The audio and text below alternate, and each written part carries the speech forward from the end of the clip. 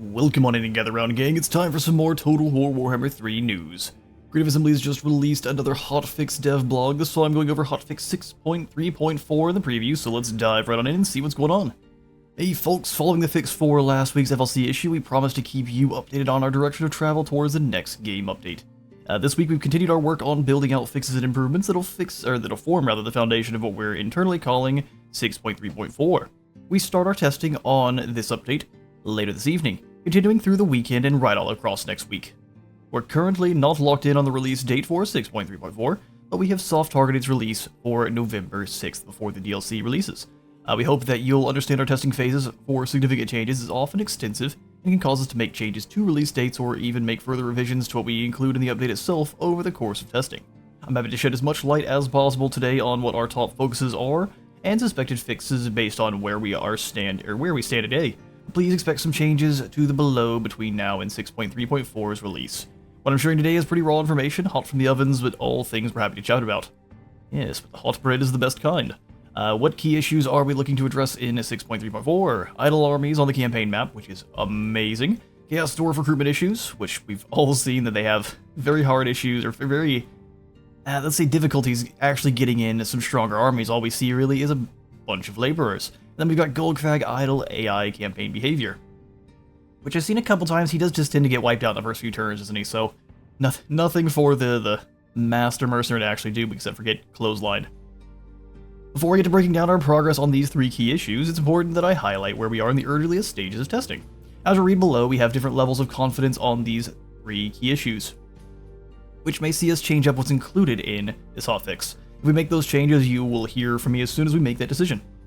If we do remove one of these key issues from Hotfix 6.3.4, please know that it won't mean that we've stopped working to solve the problem, only that we'll continue to work on the problem and instead look to make it a part of a future update. As things stand today, idle armies is something that we have a positive outlook on. The issue itself is presently believed to be a complication, good grief, of several different issues, and all conflicting with one another, and causing behavior that many of you have highlighted across our communities, where you see multiple armies standing around settlements and not taking any direct actions against you in your campaigns, or just any actions in general, until you get too close and then you get jumped by 17 armies of Vlad.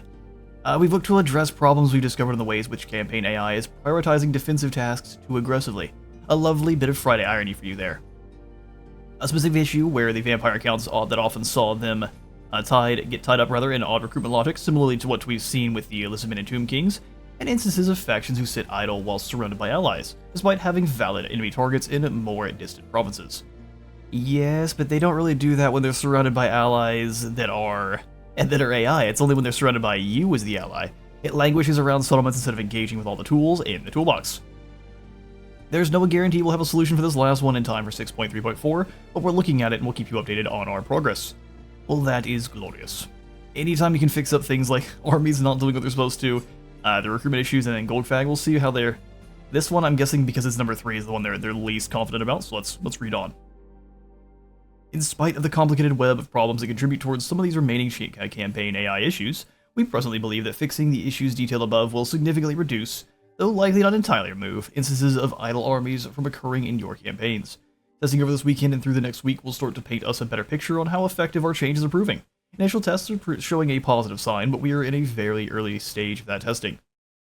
And we aren't out of those woods just yet. Chaos Dwarf recruitment is showing a similar sign of early improvement. We've observed that they haven't been recruiting higher tier units on a consistent basis, and some of these changes we've developed are giving us an early indicator that we are starting to see some success in changing that. As with other idle AI issues, there's lots of testing to do here to give us a better idea of how successful we've been in this space, as well as a need for us to be diligent about checking that we haven't introduced any new unintended behaviors. But from our initial limited testing, we're progressing in a positive direction here. That one's good. This one seems like it's more simple. It's just kind of the same, at least with what they're saying, a similar vein as what's going on with the Tomb Kings and the Lizard Men, where because they have those caps on their units, it causes the AI to have just issues in calculating what they can actually recruit, and so they just get a whole bunch of their free stuff. So we see nothing but Hobgoblin Bolt Throwers and just Hobgoblin units or laborers in general.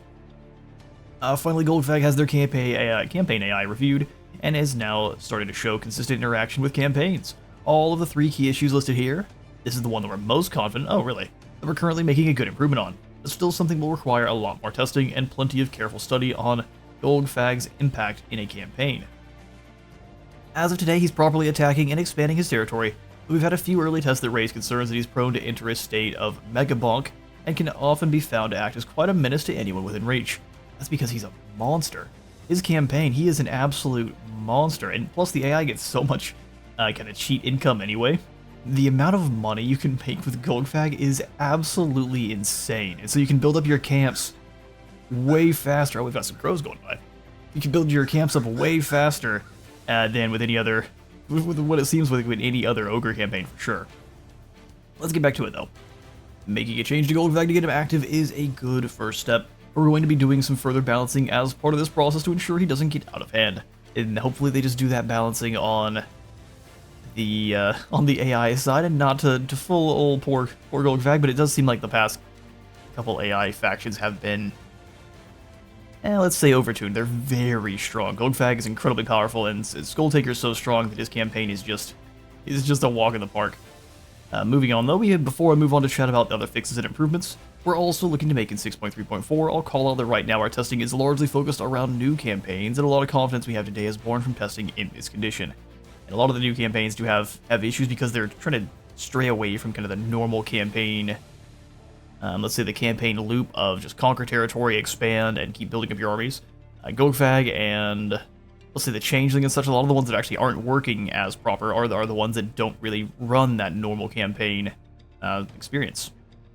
We do have access to plenty of saves where these types of issues are recurring. We find that the AI struggles to resolve itself away from its bad behaviors on existing campaigns, so these types of problems are already present.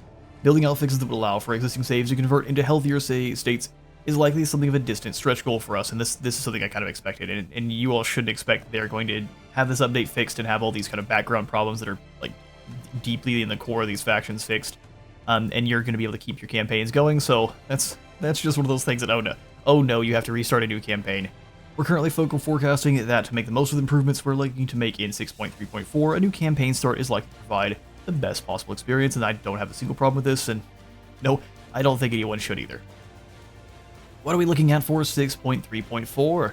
There are a host of additional changes and fixes that we're looking to track in recent weeks, or we've been tracking in recent weeks, and whilst campaign AI and related issues are a high priority for us, there are other things that will also enter testing next week and possibly arrive as part of this update. Here's a handful of those fixes, but more are in testing, and whilst minor in nature, these are changes we're keen to make alongside 6.3.4's campaign AI focuses.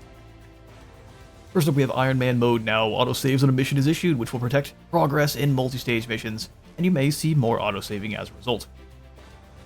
The second level of the Word of Pain skill for Lords now gives an increased cooldown, as did the third level for the hero version. Occupying the Oak of Ages of Warriors of Chaos now provides the correct building. If you currently own the settlement, it will not automatically update it, so you'll need to reoccupy it after losing it to an enemy. That's for, I'm guessing, current campaigns, yeah, currently. But a new one will just go ahead and have that fixed up, so if you conquer the Oak of Ages, that will have the proper buildings. Sequence of the Hardened Scales now correctly applies Unit Master Croxagores, that's great. I think it might have been given over to the Norskins instead. Good to see that's fixed.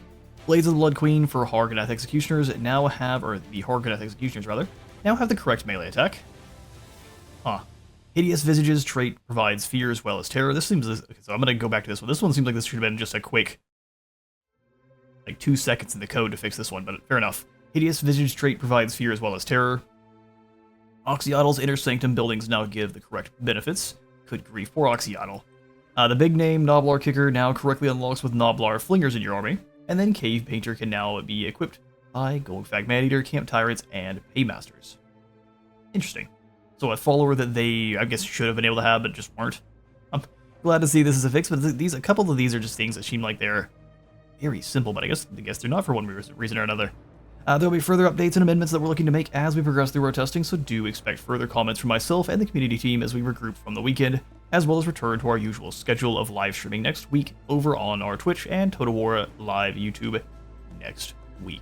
Thanks for reading, and see you on the battlefields of Freeman. Thank you, Freeman, for writing this, and thank you all for stopping on by today's little dev blog deep dive. If you enjoyed, please do remember to leave a like for like God and a sub to the sub throne. I'll see you all in the next one.